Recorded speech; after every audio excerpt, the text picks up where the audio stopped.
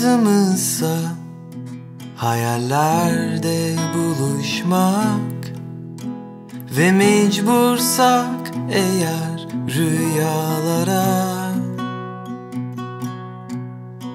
bu kadar imkansızken sevmek, sevişmek, söyle bana ne olur, ben buradayım.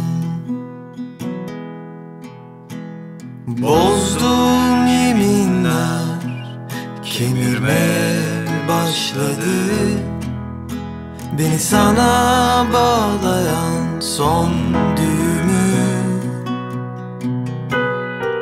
Böylesine umutsuzken ne yapayım şimdi?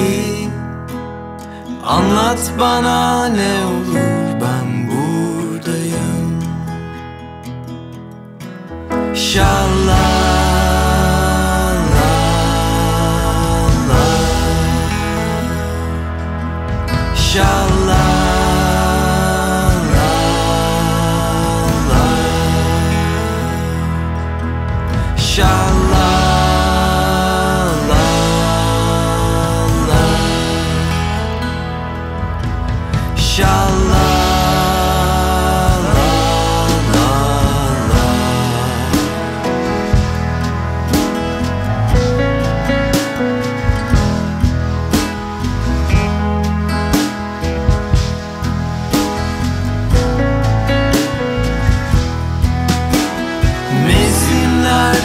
Küsmüş, yaprak dökmüşler, çiçekler solmuş, bükülmüşler.